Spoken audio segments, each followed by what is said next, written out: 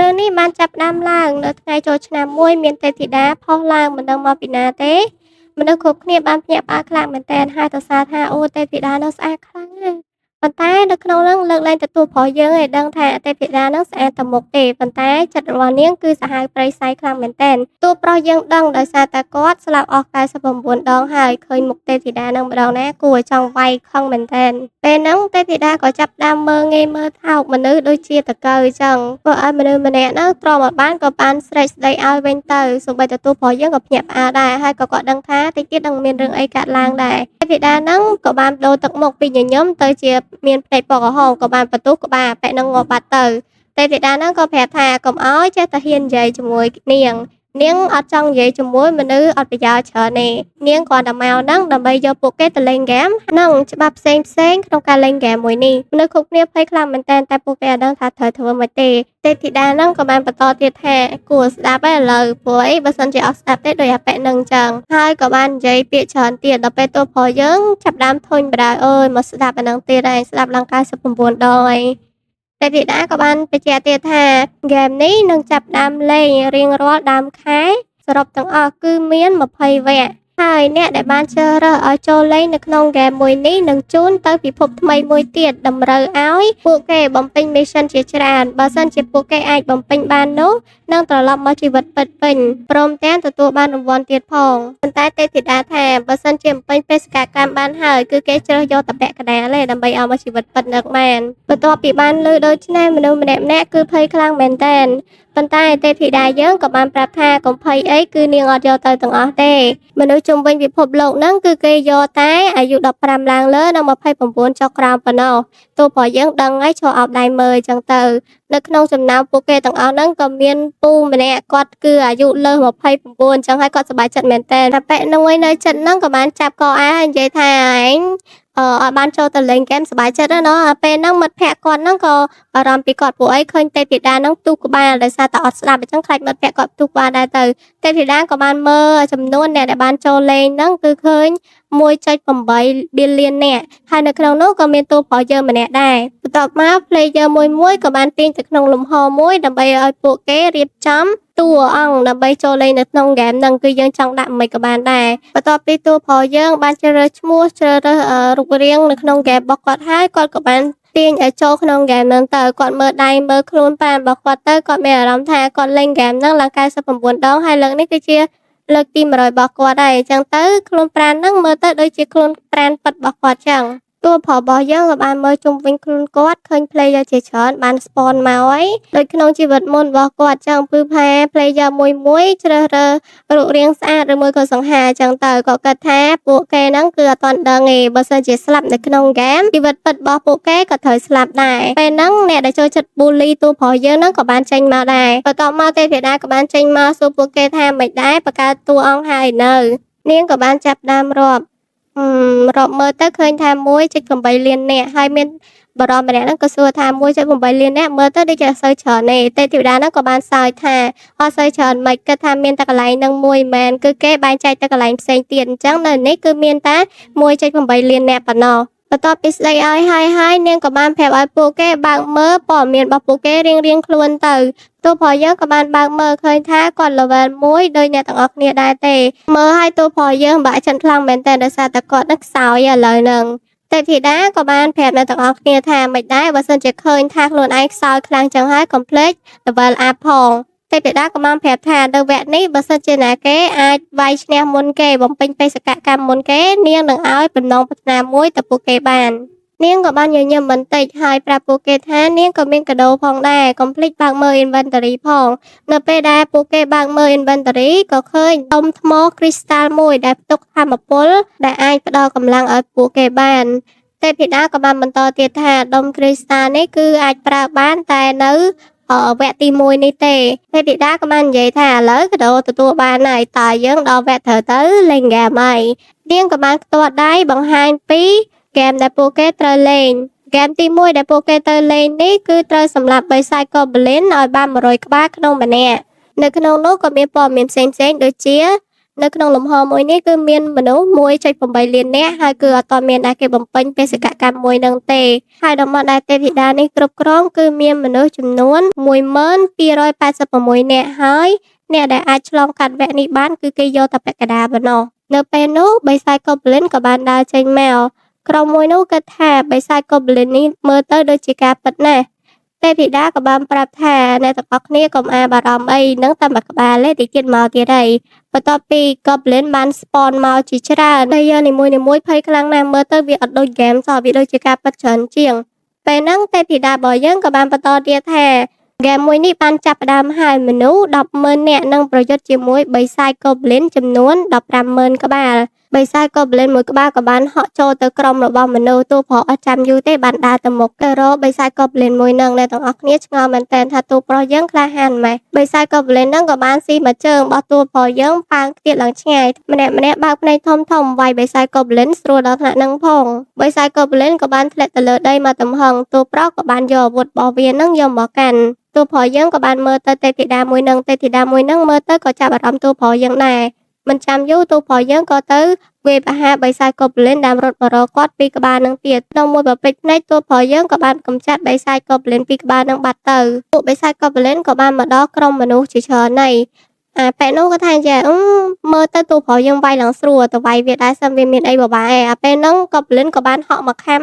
សម្លាប់មនុស្សម្នាក់នោះទៅធ្វើឲ្យម្នាក់នាំគ្នារត់ចាយជើងគ្នាដោយសារតែគិតថានៅក្នុងហ្នឹងគ្រាន់តែជាហ្គេមទេប៉ុន្តែ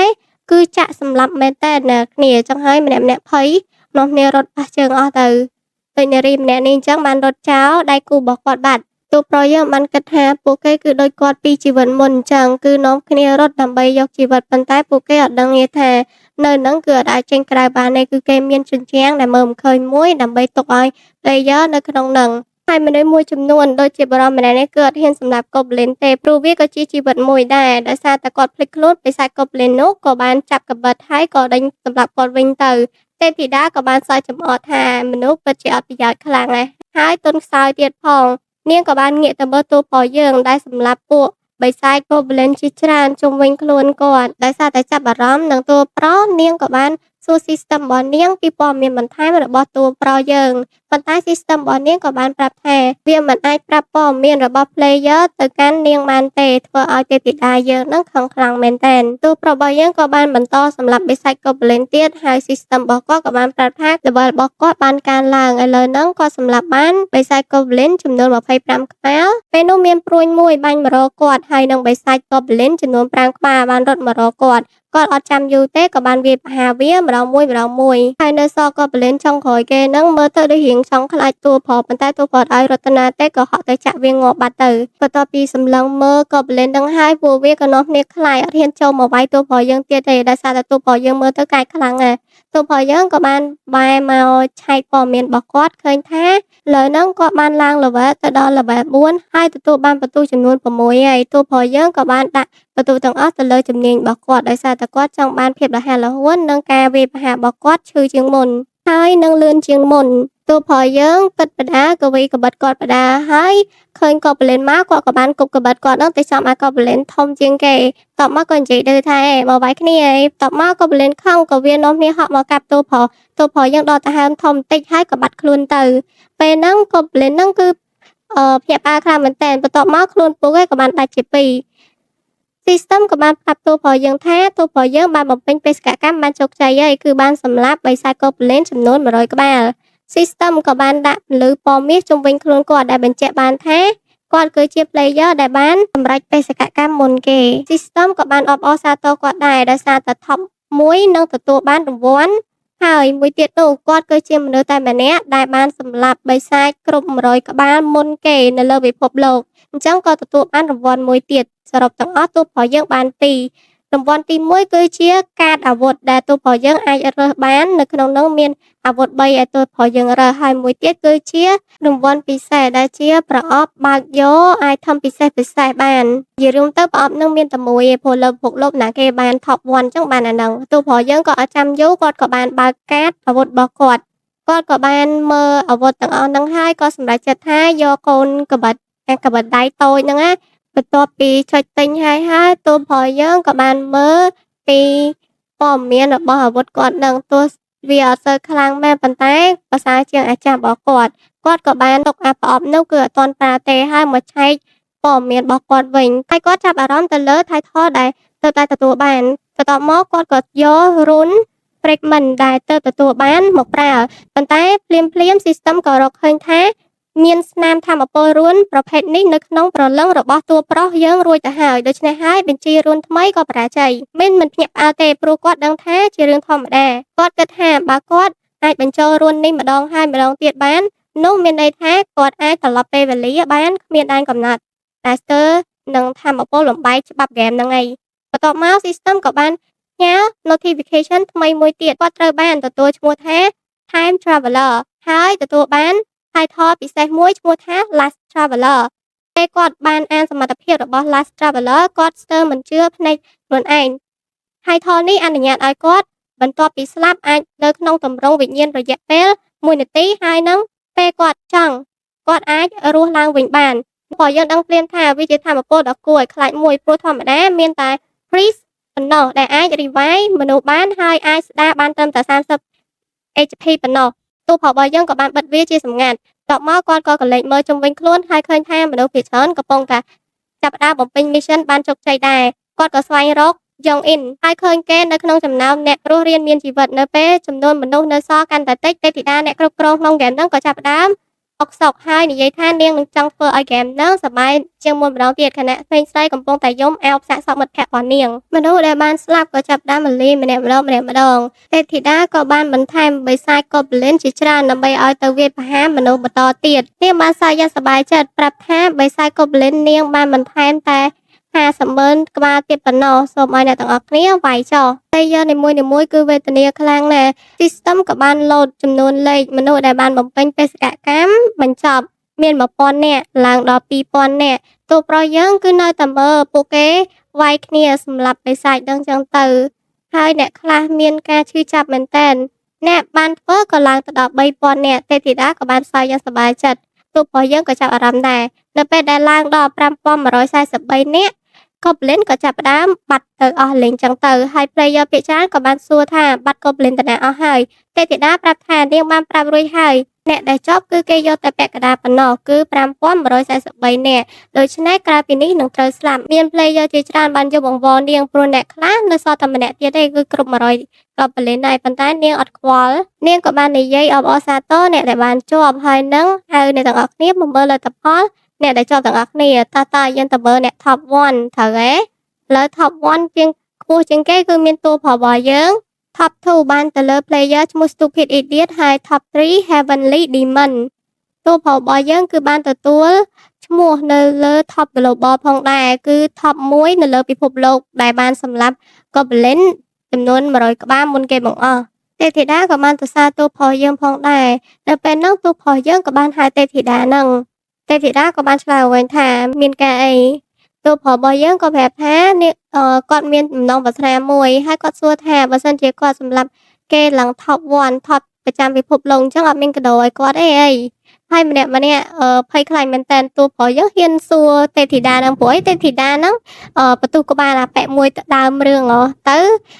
ទេពធីតានឹងខឹងខ្លាំងមែនតើប៉ុន្តែអត់ដឹងធ្វើអីតួប្រុសបានទេបើសិនជានាងសម្លាប់តួប្រុសក៏អត់កើតដែរដោយសារវាខុសច្បាប់ហ្គេមហ្នឹងហើយបើសិនជានាងចង់បន្ទុះក្បាលតួប្រុសយើងក៏អត់កើតដែរដោយសារតែបន្ទុះក្បាលហ្នឹងប្រើបានតែម្ដងឯងនាងប្រើទៅលើអាប៉ែមួយដែលថាស្ដីឲ្យនាងហ្នឹងហើយចឹងទៅនាងក៏រនឹកវិធីផ្សេងដែលធ្វើម៉េចឲ្យសម្រាប់តួប្រុសយើងបាននាងក៏ខំទប់អារម្មណ៍ហើយសួរតួប្រុសយើងថាចង់បានអីមុខឲ្យញឹមតែចង់សម្លាប់តួប្រុសខ្លាំងទេពធីតាហ្នឹងក៏បាននិយាយថាតាមធម្មតាខ្ញុំអត់មានឲ្យកាដូណាគេទេប៉ុន្តែដោយសារតែតួប្រុសយើងជាមនុស្សពិសេសអញ្ចឹងនាងអាចនិយាយជាមួយតួប្រុសនៅសម្ងាត់បានអញ្ចឹងមកនិយាយមួយនាងតែ2នាក់អញ្ចឹងទៅតួប្រុសយើងក៏ដើរតាមពីក្រោយនាង player នីមួយៗគឺមានការចំណានតួប្រុសយើងមិនខានដោយសារតែទៅទទួលបានកាដូពី Angel អីចឹងទៅហើយតួប្រុសយើងអត់ខ្វល់ទេស្រឡឹងយកតែប៉ែនេះដោយសារតែប៉ែហ្នឹងនៅក្រៅហ្គេមដែលប៉ែហ្នឹងប៊ូលីតួប្រុសយើងពេលដែលតួប្រុសដើរនៅក្នុងព្រៃជាមួយទេពធីតាហ្នឹងក៏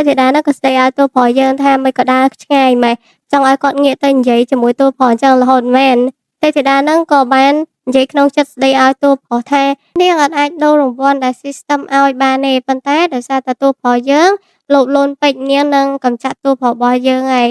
ហើយនៅពេលដែលទៅជិតថ្មមួយនោះនាងនឹងកម្ចាត់តួប្រុសរបស់យើង នាងក៏បានបន្តគិតទៀតថាតួប្រុសគឺជា top 1 អញ្ចឹងហើយនាងអត់អាចសម្លាប់តួប្រុសយើងនៅមុខគេបានទេ ហើយបើសិនជានាងមានសមត្ថភាពក៏នាងអត់អាចសម្លាប់បើកចំហបានដែរ អញ្ចឹងហើយបានជានាងយកតួប្រុសយើងមកក្នុងព្រៃ អញ្ចឹងទៅស្រួលសម្រាប់តួប្រុសយើង បន្ទាប់មកនាងក៏បានងាកទៅសួរតួប្រុសយើងថាចង់បានកាដូអី តែពេលហ្នឹងបានត្រូវម្ដាយរបស់តួប្រុសយើងវិញ ហើយក៏ខ្ទប់នៅដីទៅ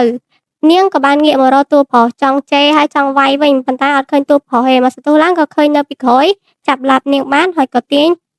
បាក់ឡាបនាងទៅ តួប្រុសយើងក៏បានសួរថាម៉េចក៏យំខ្លាំងម៉េះដូចកូនក្មេងអញ្ចឹង បន្ទាប់មកតួប្រុសយើងក៏សួរទៀតថាឈឺអត់ ហើយពេលមើលគេសម្លាប់គ្នាមិញអីក៏សើចសប្បាយខ្លាំងមែនទេ ម៉េចឥឡូវម៉េចក៏មិនសើចទៀតទៅ នាងក៏បានស្រែកស្ដីឲ្យតួប្រុសយើងថាឈួតទេអីម៉េចមកវាយនាងអញ្ចឹង តួប្រុសយើងក៏ប្រាប់ថានាងបានលាក់កូនកាំបិតនៅក្នុងឡានរបស់នាងហើយចង់សម្លាប់គាត់ នាងក៏បានកុហកវិញថានាងអត់បានចង់សម្លាប់គាត់ទេ តួប្រុសយើងក៏និយាយថាមិនបាច់កុហកគាត់ទេ ហើយក៏បានហៅឈ្មោះទេពធីតាហ្នឹង ទេពធីតាហ្នឹងឆ្ងល់មែនតើមិនក៏តួប្រុសយើងស្គាល់ឈ្មោះរបស់នាង តួប្រុសរបស់យើងក៏បានដកអាវុធចេញមក នាងក៏បានសួរថាហើយដកកាំបិតហ្នឹងមកធ្វើអី តួប្រុសយើងក៏សើចដាក់ថាយកកាំបិតមកធ្វើអី អត់ដឹងទេអញ្ចឹង ពេលឃើញអញ្ចឹងហើយទេពធីតាក៏ដឹងខ្លួន ហើយនាងក៏បានគំរាមតួប្រុសយើងថាប្រយ័ត្ននាងប្របែកក្បាលរបស់តួប្រុសយើង ប៉ុន្តែតួប្រុសយើងក៏ថាគាត់ដឹងហើយអាប្របែកក្បាលហ្នឹងនាងមានតែម្ដងទេ ប្រើបានតែម្ដងទេ នាងក៏បានប្រាប់ថាបើលោកសម្លាប់ខ្ញុំក៏លោកគ្មានបានអីដែរ តួប្រុសក៏បានតបវិញថាសាកសម្លាប់មើលសិនប្រកាសជាបានហើយ បន្ទាប់មកនាងក៏បានប្រើវិធីមួយទៀតប្រាប់ថាបើសិនជាតួប្រុសសម្លាប់នាង តួប្រុសអត់អាចទៅផ្ទះបានទេ តួប្រុសក៏ប្រាប់ថា system គឺជាអ្នកបញ្ជូន player ទៅផ្ទះទេ អត់មានអីទាក់ទងនាងទេ នាងក៏បានគំរាមទៀតថាបើសិនជាតួប្រុសយើងធ្វើអញ្ចឹងនឹងអត់បានអីមកវិញទេ នាងនឹងប្រាប់ព័ត៌មានទាំងអស់ប្ដូរជាមួយជីវិតរបស់នាង ប៉ុន្តែតួប្រុសថាបើសិនជាគាត់ចង់បានព័ត៌មានមែនគាត់ធ្វើទរណកម្មនាងហើយ ប៉ុន្តែគាត់ចង់បានអីទេគាត់ចង់តែសម្លាប់នាង បន្ទាប់ពីសម្លាប់ទេពធីតានឹងហើយ system របស់តួប្រុសក៏បានលោតអបអរសាទរដែលជាមនុស្សទី1បានសម្លាប់ទេពធីតា តួប្រុសនឹងទទួលបានរង្វាន់ដូចជាslaughter wound ហើយនឹងឈាមរបស់ទេពធីតាតួប្រុសយើងសប្បាយចិត្តមែនទែនដោយសារតែគាត់គឺជាមនុស្សដំបូងដែលបានitem 2ហ្នឹង តួប្រុសយើងក៏បានទទួលឈ្មោះជា The First Angel Slayer ដែលវាជួយឲ្យតួប្រុសយើងពេលសម្លាប់បិសាចទៅសមត្ថភាពរបស់គាត់នឹងគុណនឹង2 ហើយមួយទៀតButcher Rune ហ្នឹងពេលដែលសម្លាប់សត្រូវណាមួយបាននោះ state របស់តួប្រុសនឹងឡើង 1% ហើយវាអស់ត្រឹម 100% អញ្ចឹងមានន័យថាបើសិនជាតួប្រុសសម្លាប់មនុស្សម្នាក់អញ្ចឹងstate របស់គាត់ឡើង 1% សម្រាប់2នាក់ឡើង 2% 3នាក់ឡើង 3% អញ្ចឹងទៅ ហើយរបស់សំខាន់ជាងគេដែលតួប្រុសយើងចង់បានហ្នឹងគឺជាឈាមរបស់ទេពធីតាហ្នឹងឯងដែលហៅថា Angel Blood ដែលអាចដូរទៅជា rank unique បាន ហើយនៅក្នុងហ្គេមនេះ player នីមួយៗអាចជ្រើសរើសថ្នាក់របស់ពួកគេបាន ហើយបើសិនជាចង់ដូរថ្នាក់នោះគឺគ្រាន់តែទៅវាយបិសាចដែលខ្លាំងៗឬមួយក៏ករណីផ្សេងទៀត ប៉ុន្តែតួប្រុសយើងគាត់ចង់ឡើងទៅថ្នាក់ពិសេសអញ្ចឹងហើយបើសិនជាចង់បានឡើងទៅថ្នាក់ពិសេសត្រូវការឈាមរបស់ទេពធីតា អញ្ចឹងហើយបានជាតួប្រុសយើងទៅវាយទេពធីតាដើម្បីយកឈាមហ្នឹង ហើយឈាមហ្នឹងគឺមានតែម្នាក់ទេដែលអាចយកបានគឺជាមនុស្សដែលសម្លាប់ទេវតាមុនគេហ្នឹងឯង បន្ទាប់មកតួប្រុសរបស់យើងក៏បានបើក inventory ដើម្បីទទួលយករង្វាន់នៅក្នុងប្រអប់របស់គាត់ហ្នឹង ពេលបើកមកនៅក្នុងនោះមាន3ជម្រើសឲ្យតួប្រុសយើងរើសយកមួយ ទី1គឺថាXP buff របស់តួប្រុសយើងនឹងគុណនឹង3នៅលេងហ្គេមវគ្គ2 ហើយទី2 goal ទី3គឺព័ត៌មាននៅព័ត៌មានហ្គេមនៅវគ្គទី2 តួប្រុសយើងក៏បានយកជម្រើសទី1ពួកអីគាត់ចង់ឡើង level លឿនអញ្ចឹងគាត់ត្រូវការ XP ច្រើនតួប្រុសយើងក៏បានទៅមើលទេពធីតាដែលបានស្លាប់នោះទៅសន្យាថាគាត់នឹងក្លាយជាមនុស្សដែលខ្លាំងដោយសារនេះជីវិតចុងក្រោយរបស់គាត់ហើយពេលហ្នឹង system ក៏បាន announce ថាហ្គេមវគ្គទី1ក៏បានបញ្ចប់ពេលនោះ player ជាច្រើនដែលនៅ countdown ចូលឆ្នាំហ្នឹងក៏បានភ្ញាក់ឡើងវិញ ហើយនៅហ្នឹងក៏មានអាប៉ែកមួយដែលចូលចិត្ត bully តួប្រុសយើងហ្នឹងក៏បានភ្ញាក់ឡើងដែរដែលមានឈ្មោះថា Young Min ហ្នឹងបានមើលទូរស័ព្ទហើយក៏ឃើញថាម៉ោង 5:20 នាទី និយាយទៅបាត់ទៅប៉ុន្មានម៉ោងមកវិញគឺប៉ុណ្ណឹងដែរធម្មតា ហើយមិត្តភក្តិរបស់ Young Min ហ្នឹងក៏សួរថាស្លាប់ដែរមែនហើយមានយល់សប្តិអាក្រក់អីអត់ មិត្តភក្តិ Young Min ហ្នឹងថាមើលទៅ មនុស្សគ្រប់គ្នាដែលនៅហ្នឹងគឺបានស្លាប់ដូចពួកគេអញ្ចឹង ហើយម្នាក់ៗសួរគ្នាទៅវិញទៅមកថាមានយល់សប្តិឃើញអីប្លែកៗអត់ មិត្តភក្តិយ៉ាងមីនអីហ្នឹងក៏បានសួរយ៉ាងមីនថាបើអញ្ចឹងការយល់សប្តិហ្នឹងការពិតមិនមែន ហើយបិសាច Goblin ហ្នឹងគឺជាការពិតមិនមែន យ៉ាងមីនក៏ថាប្រហែលហើយមើលទៅ ដល់ពេលពួកគេក៏បានចាប់អារម្មណ៍មានមនុស្សម្នាក់ហ្នឹងគេងអត់ទាន់ភ្ញាក់មកវិញទេយ៉ាងមីនក៏បានទៅទាត់មួយជើងពីរជើងមើលអញ្ចឹងទៅ ហើយមិត្តភក្តិរបស់យ៉ាងមីនក៏បានទៅប៉ះមើលម្នាក់ប្រុសហ្នឹងហើយឡើងទៅជាក់ ដល់ពេលឆែកមើលទៅហើមវិញគឺអត់ឃើញដល់ទៅហើមទេ ធ្វើឲ្យពួកគេភ័យខ្លាំងមែនទែន គឺដូចទេពធីតានឹងបាននិយាយអញ្ចឹង មនុស្សពាក់កណ្ដាលបានស្លាប់ ហើយពាក់កណ្ដាលគឺបានរស់ អ្នកណាដែលបានបំពេញ mission ហើយ យ៉ាងមីនមានអារម្មណ៍ថាសប្បាយចិត្តមែនទែន ដោយសារតែគេគិតថា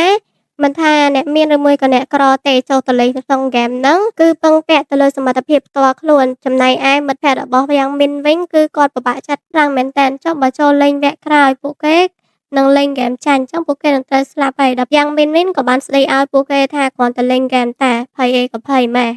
ពួកគេក៏បានស្ដីឲ្យយ៉ាងមីនវិញថាដោយសារតែយ៉ាងមីនគឺជា Gangster គឺជាពួក bully អញ្ចឹងហើយចូលចិត្តវាយគ្នាតាំងពីក្មេង ដល់ពេលពួកគេវិញអត់ចេះវាយទេ យ៉ាងមីនអត់ខ្វល់ទេគឺដើររកទូប្រុសយើងដើម្បីទៅ bully ទៀតហើយ ប៉ុន្តែងាកទៅឆ្វេងទៅស្ដាំគឺអត់ឃើញទូប្រុសរបស់យើងទេ គេគិតថាទូប្រុសយើងខ្សោយម្លឹងៗប្រហែលជាអត់អាចឆ្លងកាត់ហ្គេមវគ្គទី1បានទេ ព្រោះអី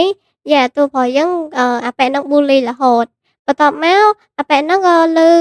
អ្នកដើរតាមហ្នឹងឃើញគេពាក់ armor ទៅគេឆ្ងល់ថាម្នាក់ហ្នឹងបាន armor ហ្នឹងមកពីណា គេក៏បានបើក system ទៅឃើញព័ត៌មានរបស់ខ្លួនអាចមើលបាននៅពិភពពិតនេះបាន អញ្ចឹងហើយយ៉ាងមីនក៏ឆ្ងល់ថាអញ្ចឹងសមត្ថភាពពិសេសរបស់គេដែលជាមហាកម្លាំងហ្នឹងក៏អាចប្រើបាន យ៉ាងមីនក៏ចាប់ដុំថ្មមួយមកក្តាប់ហើយឃើញថាវាពិតជាបានផលមែន ព័ត៌មានក៏បានផ្សាយថាមានព្រឹត្តិការណ៍ចម្លែកមួយនៅកន្លែងប្រារព្ធពិធីឆ្លងឆ្នាំក៏បានឃើញទេពធីតាម្នាក់ចេញមកហើយក៏ធ្វើឲ្យមនុស្សជាច្រើនចលាចល ហើយទេពធីតានោះក៏បានធ្វើឲ្យមនុស្សជាច្រើនបានស្លាប់បាត់បង់ស្មារតី ហើយពួកគេក៏បានឃើញផងដែរថានាងបានសម្លាប់មនុស្សភ្លាមៗទៀតផង បន្ទាប់ពីនោះមកព័ត៌មានបានផ្ទុះពេញទៅនឹងឯង អ្នកខ្លះជឿអ្នកខ្លះគឺទៀតគឺអត់ជឿទេ ទូប្រុសយើងដឹងថានេះគ្រាន់តែជាចំណុចចាប់ផ្ដើមប៉ុណ្ណោះ លេងហ្គេមនឹងយូរៗទៅ player នឹងអាចអនុញ្ញាតឲ្យយកវត្ថុអាវុធឬមួយក៏ថាមពលផ្សេងៗដើម្បីមកប្រើប្រាស់នៅពិភពពិតនេះបាន អញ្ចឹងហើយទោះឥឡូវ player មិនសូវខ្លាំង ប៉ុន្តែយូរៗទៅពួកគេឡើង level ចេញមកពិភពខាងក្រៅ អ្នកខ្លះក៏មានគំនិតអាក្រក់ហើយក៏ចាប់ផ្ដើមធ្វើបាបអ្នកដទៃ ទោះព្រោះយើងដឹងថារដ្ឋាភិបាលនឹងមិនអាចទប់ស្កាត់មនុស្សអាក្រក់ដែលថាយកថាមពលមកប្រើក្នុងជីវិតពិតហ្នឹងទេ ដោយសារតែពួកគេហ្នឹងគឺខ្លាំងៗណាស់ ហើយគាត់ក៏សម្រេចចិត្តថានឹងជួយជីវិតមនុស្សទាំងអស់នៅលើផែនដីនេះ ដោយសារតែបើសិនជាធ្វើអញ្ចឹងមែន អ្នកដែលមានថាមពលអីហ្នឹងប្រកាសជាសម្លាប់មនុស្សធម្មតាហ្នឹងអស់ហើយ កាលពីលើកមុនជីវិតមុនហ្នឹងគឺគាត់មិនអាចចូលវាយបោះនឹងឈ្នះបាន ដោយសារតែគេត្រូវការ player 5 នាក់ហើយគាត់មានតែម្នាក់ឯង លើកនេះគឺគាត់ចាប់អារម្មណ៍ player មួយចំនួនដែលអាចយកមកធ្វើជាក្រុមជាមួយគាត់បាន គាត់ក៏បានមកដល់ផ្ទះវិញឃើញកំប៉ុងមីប្អូនគាត់ញ៉ាំមីទៀតហើយ ទូប្រុសយើងក៏បានបើកបន្ទប់គេងហើយក៏ឃើញប្អូនប្រុសរបស់គាត់ គាត់ក៏បានសើចប្អូនប្រុសគាត់ទោះគាត់អត់បាននៅផ្ទះក៏គេងលក់ស្រួលដែរណោះ គ្រួសាររបស់ទូប្រុសយើងគ្រាន់តែជាគ្រួសារសាមញ្ញមួយប៉ុណ្ណោះ ប៉ុន្តែអ្វីៗបានផ្លាស់ប្ដូរនៅពេលដែលប៉ាម៉ាក់ពួកគេបានជួបគ្រោះថ្នាក់ចរាចរណ៍ ហើយទូប្រុសក៏ក្លាយទៅជាអ្នកមើលថែទាំប្អូនប្រុសរបស់គាត់ ហើយក៏បានតាសថាអូយភ្លឺហើយ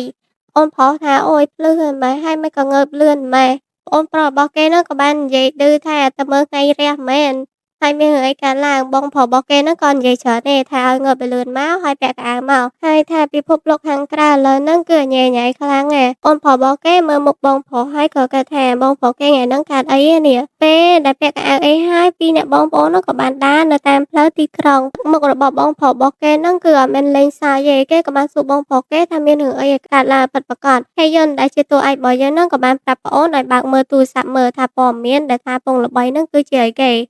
ប្អូនប្រុសគេក៏បានបើកទូរស័ព្ទមើលហើយក៏ឃើញថាមានទេពធីតាបានចាប់មនុស្សជាច្រើនឲ្យចូលទៅលេងហ្គេម ប្អូនប្រុសរបស់គេក៏បានសួរបញ្ជាក់ថាវាជាការពិតឬ ទូប្រុសរបស់យើងក៏បានប្រាប់ថាវាគឺជាការពិត ហើយគាត់ក៏ជាមនុស្សម្នាក់ក្នុងចំណោមមនុស្សទាំងអស់នោះដែរ ឮអញ្ចឹងហើយប្អូនប្រុសរបស់ហេយុនគឺបារម្ភខ្លាំងណាស់រត់មកសួរបងថាបងមានត្រូវរបួសកន្លែងណាអត់ បងគេក៏បានប្រាប់ថាកុំភ័យពីបងអីបងអត់អីទេ សាច់រឿងក៏បានកាត់មកកន្លែងពេលវេលាដែលប៉ាម៉ាក់របស់ពួកគេនឹងស្លាប់ បងប្រុសរបស់គេគឺដឹងថាគេត្រូវតែក្លាយជាមនុស្សក្លាហាន ក្លាយជាមនុស្សរឹងមាំដើម្បីការពារប្អូនរបស់គេ ប៉ុន្តែប្អូនរបស់គេក៏គិតថា ទូប្រុសរបស់យើងក៏មានចំណុចខ្សោយដែរទូប្រុសរបស់យើងក៏ងាកមកប្អូនហើយក៏ប្រាប់ថាបងដឹងថាអូនឯងចង់គិតអីទេប៉ុន្តែកុំបារម្ភអីក្នុងហ្គេមហ្នឹងគឺមាន up level up skill អីធម្មតាដែលយើងលេងហ្គេមអញ្ចឹងប៉ុន្តែប្អូនប្រុសរបស់ហេយុនគឺនៅតែបារម្ភពីទូប្រុសរបស់យើងបងប្រុសរបស់ហេយុនក៏បានសួរបងប្រុសថាឲ្យប្រាប់គេមកថាឥឡូវហ្នឹងបងប្រុសគេចង់ជូនគេទៅណាប្រាប់សិនមកហើយចាំទៅតទៀត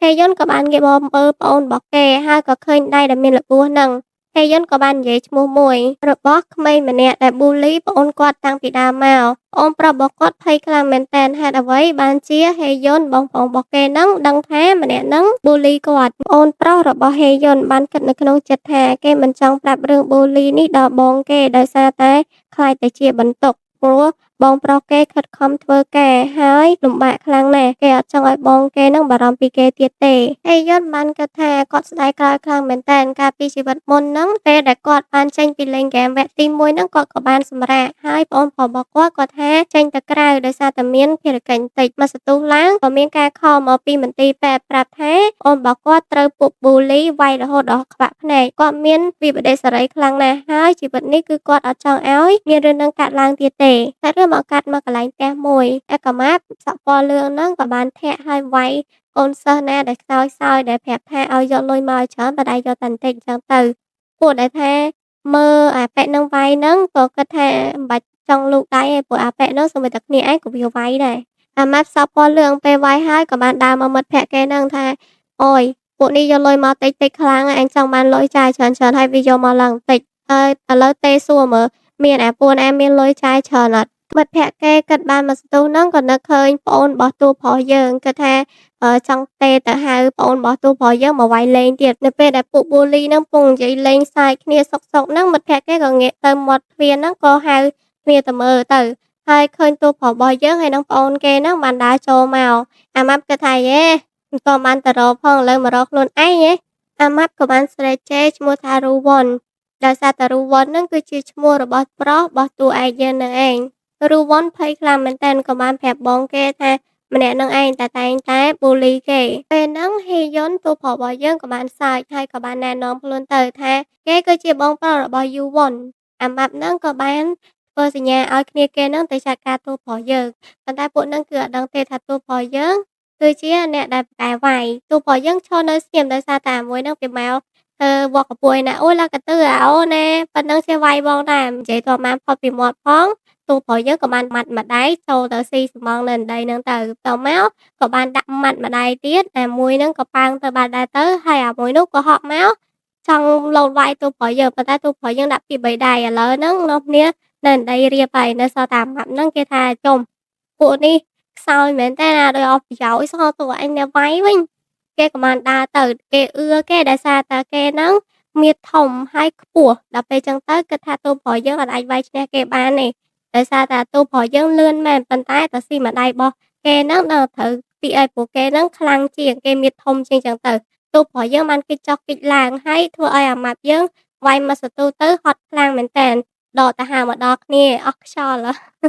តែតួប្រុសយើងប្រាប់ថាបើសិនជាអាម៉ាប់ហ្នឹងបានមើលព័ត៌មានណាប្រកាសជាអត់ហ៊ានមកញ៉ៃញ៉ៃជាមួយ player ដែលគេយកទៅលេងក្នុងហ្គេមហ្នឹងទេដោយសារតែពួកហ្នឹងសុទ្ធតែមានថាមពលពិសេសអញ្ចឹងទៅហើយតួប្រុសយើងក៏បានម៉ាត់ម្ដាយត្រូវអាប៉ែកហ្នឹងមកទៅហឹងអាមួយហ្នឹងឡើងបាក់ធ្មេញហើយក៏ស្រែកហឹងខ្លាំងមែនតើស្ដីឲ្យអាតួហើយក៏ហក់ទៅវាយថាវានឹងសម្លាប់តួប្រុសយើងប៉ុន្តែតួប្រុសយើងចាប់ដៃបានហើយក៏ម៉ាត់យកទៀតទៅអាម៉ាប់យើងគឺខឹងខ្លាំងមែនតើចង់វាយតួប្រុសដែរប៉ុន្តែវាយអត់ត្រូវវាគិតថាបើសិនជាវាវាយត្រូវតួប្រុសតែម្ដាយក៏តួប្រុសអាចស្លាប់បានដែរអញ្ចឹងហើយវាក៏ហក់ទៅម្ដងទៀតប៉ុន្តែតួប្រុសយើងចាប់វាក៏វត្តទៅឡើងឆ្ងាយតួប្រុសយើងខឹងខ្លាំងមែនតើដោយសារតែជីវិតមុនគាត់ចាំច្បាស់ថាប្អូនគាត់វេទនាខ្លាំងមែនតើដោយសារតែខ្វាក់ភ្នែកដោយសារតែពួកហ្នឹងអាម៉ាប់ឈឺខ្លាំងមែនតើប្រាប់តួប្រុសយើងថាកុំឲ្យមើលចិត្តទៀតប៉ុន្តែតួប្រុសយើងអត់មានអញ្ញើតជាមួយទេដើរទៅជិតហើយតួប្រុសយើងក៏បានចាប់ដៃរបស់អាម៉ាប់នឹងហើយប្រាប់ថានេះគឺជាលទ្ធផលដែលធ្វើបាបប្អូនប្រុសរបស់គេហើយក៏ចាប់កាច់ម្រាមដៃទាំង5របស់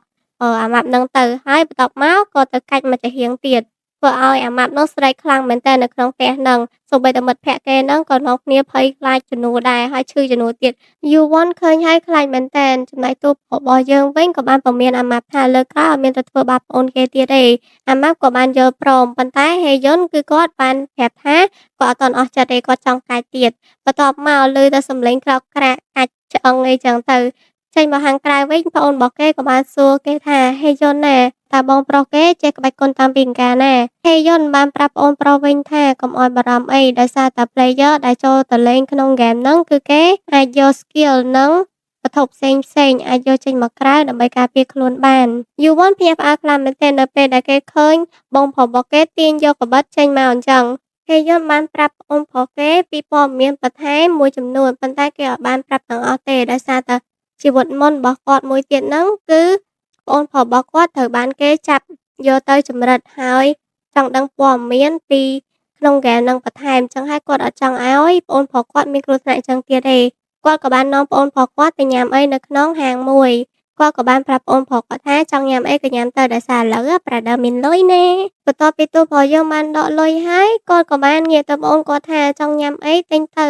ព្រោះគាត់មានអារម្មណ៍ថាភ្ញាក់ផ្អើលមែនទែនគាត់ថាអត់ចង់ញ៉ាំទេដោយសារតែអីវ៉ាន់នៅហ្នឹងថ្លៃខ្លាំងមែនទែនជារឿងធម្មតាដោយសារតែ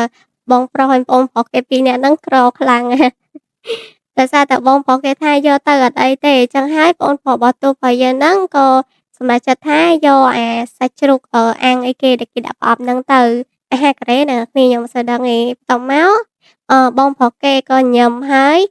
គិតក្នុងចិត្តថាថ្ងៃណាមួយគាត់នឹងរកលុយឲ្យច្រើនហើយទិញម្ហូបឲ្យច្រើនឲ្យប្អូនគេញ៉ាំរហូតទាល់តែសាំហ្មងហើយដល់ពេលមកនាំគ្នាអង្គុយញ៉ាំហើយបងប្រុសគេក៏បានទៅទិញសំបុត្រឆ្នោតអ្នកនរគ្នាទូប្រុសយើងឆ្លើយខ្លាំងមែនតើទៅទិញសំបុត្រឆ្នោតដោយសារតែទូប្រុសយើងដឹងថាលេខហ្នឹងប្រកាសជាត្រូវរង្វាន់ធំអញ្ចឹងហើយទូប្រុសយើងចាក់យកតែលេខហ្នឹងសុទ្ធហើយเอาលុយទាំងអស់ហ្នឹងមកទិញសំបុត្រឆ្នោតហ្នឹងឯងធ្វើឲ្យប្អូនប្រុសរបស់គេហ្នឹងហាមាត់ប៉ុណ្ណាណីអស់អីនិយាយហ្មងចំហើយបើសិនជាខុសវិញមកយើហើយគ្នាមកដល់តាមវិញអង្គុយមើលទូរស័ព្ទផ្ទៀងមើលថាលេខហ្នឹងដឹងត្រូវអត់គ្នាអង្គុយមើលញាត់តែដល់ពេលចុងក្រោយ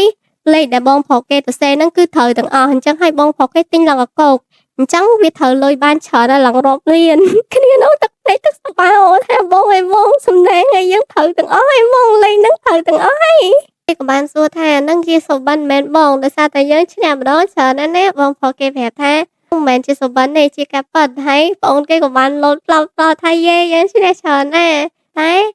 បងប្រុសគេក៏ប្រាប់ថាកុំស្រែកឮពេកចាអ្នកចិត្តខាងលើបងអូនគេក៏បានសួរវិញថាព្រោះឯងអត់សប្បាយចិត្តទេឈ្នះលុយឡើងកុកឯទូប្រុសយើងក៏គិតថាពីមុនគាត់ក៏អញ្ចឹងដែរសប្បាយចិត្តលោតឡើងប្រភេទផ្លោតតែយូរទៅក៏បានឆ្លងកាត់វាឡើងកុកដងហើយដូចឡើង99ដងហើយអញ្ចឹងទៅយូរទៅវាគ្រាន់តែជារឿងធម្មតាអញ្ចឹងណា